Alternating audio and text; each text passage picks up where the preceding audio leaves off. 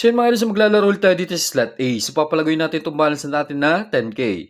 Halimbawa, wala yung coins, click nyo lang itong add cash sa baba, i-click mo lang yung amount kung magkano gusto mo i-cash in, click mo lang itong add cash, mapiproceed ka na sa payment method nila which is GCash. Kung pang mag-withdraw ka dito, click mo lang itong withdraw sa taas, click mo lang yung amount kung magkano gusto mo withdrawin, papasok na yun sa GCash, maghihintay ka lang ng ilang minuto o ilang oras. So ngayon maglalaro na tayo dito sa Animal Kingdom. So papalagoyin natin itong 10k, mapabot lang natin yan 20k, okay na yan. So yung discarding gagawin ko dito sa alitan mga idol, birds tapos walk animals.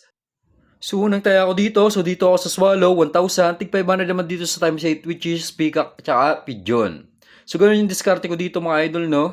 Sa alitan lang lagi mas mataas yung times 6 natin. So, yan tulad niyan, nag-Pigeon, times 8 yan. Yung taya natin na 2K, madudoble yan dahil 500 tayo natin times 8. So 4K may kabig tayong 2K. So next round dito naman tayo lilipat sa beast o sa walk animal. Ganun pa rin. Lagi mas mataas yung times 6. Kaya tayo ditong 1K sa rabbit, tig 500 dito sa monkey tsaka sa panda. Kaya mas mataas lagi yung tayo ako dito sa times 6. So nakikita nyo naman times 6 yung pinakamababang tatamaan dito. So anticipated na natin yan na mas madalas lalabas yan. Kaya mas mataas yung tayo ako dito sa rabbit tsaka swallow times 6. So tulad yan, panda naman, times 8 na naman na lumabas. So 5k yan, 4k yan. 500 tayo natin, times 8, 4k ulit yan. Total balance na natin 14k. So next round dito naman tayo sa birds. Tayo ulit tayo ng 1k sa swallow, tig 500 naman dito sa peacock tsaka pigeon. So kapag natalunan tayo ng isang beses, try natin doblein yung tayo natin next round para mabawi natin yung talo natin. So ganun yung discard ko dito. So tingnan natin kung tatama. Mapabot lang natin ng 20k to, okay na to, hindi na natin kailangan magtagal dito. Baka mabawian pa tayo. So tulad yan, nag-pigeon na naman. So mukhang magiging result dito is pigeon panda, salitan tong dalawang to. So total balance na natin 16k, may kabig ulit tayong 2k doon. So dito ulit tayo, 1k tayo sa rabbit. Tig 500 pa rin tayo dito sa panda tsaka sa monkey. Wait, natin kung tatama.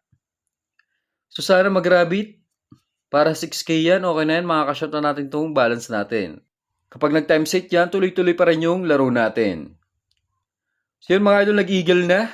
So talo tayo doon. So ito yung unang talo natin. So ang gagawin natin dito next round, doble natin yung taya. So gawin natin 2k sa rabbit, tig 1k naman sa panda tsaka sa monkey.